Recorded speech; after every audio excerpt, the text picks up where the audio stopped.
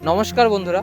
তো আমি কিন্তু বর্তমানে রয়েছি বক্সা টাইগার রিজার্ভের অন্তর্গত রাজাভাতখাওয়া ফরেস্টে, এবং রাজাভাতখাওয়া ফরেস্টের খুবই একটি উল্লেখিত এবং ফেমাস জায়গায়, সেটা হচ্ছে রাজাভাতখাওয়ার মধুবন এরিয়া। এই মধুবন বলে যে জায়গাটি আছে, এটা কিন্তু আলিপুরদুয়ারবাসীদের কাছে খুবই একটি পরিচিত জায়গা। যারা এখান থেকে রাজাভাতখাওয়া ঘুরতে আসে বা এখান থেকে ডিমা যায়, তাদের জন্য কিন্তু খুবই পরিচিত।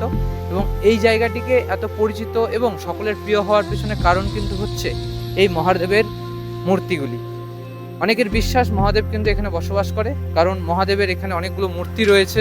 এবং প্রত্যেক সোমবারে এবং শিবরাত্রির সময় কিন্তু এখানে অনেকেই পুজো দিতে আসে, এবং যতবার তারা যাতায়াত করে প্রত্যেকবারই কিন্তু তারা বাবার আশীর্বাদ নিয়ে এই জঙ্গলের মধ্যে দিয়ে যাওয়া আসা করে। কারণ এই জঙ্গলটি এখন দিনের বেলা যথেষ্ট শান্ত মনে হলেও রাতের দিকে কিন্তু এই জঙ্গলটি যথেষ্ট ভয়ঙ্কর লাগে, কারণ প্রত্যেকটি জঙ্গলই কিন্তু রাতের দিকে যথেষ্ট ভয়ঙ্কর লাগে।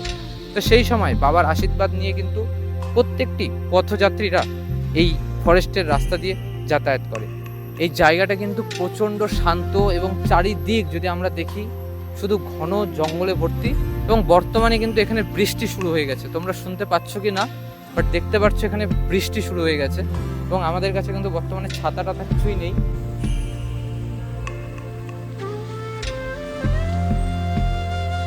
তো বর্তমানে কিন্তু এখানে প্রচুর জোরে বৃষ্টি হচ্ছে। তোমরা যদি এদিকটাতে দেখো, এই দেখো এখানে কিন্তু প্রচুর জোরে বৃষ্টি হচ্ছে।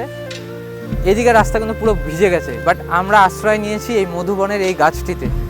তো বাবার কৃপায় কিন্তু বর্তমানে আমরা কেউই ভিজছি না, কারণ এইখানে কিন্তু এই গাছটাকে ভেদ করে বৃষ্টি কিন্তু নিচের দিকে আসছেই না।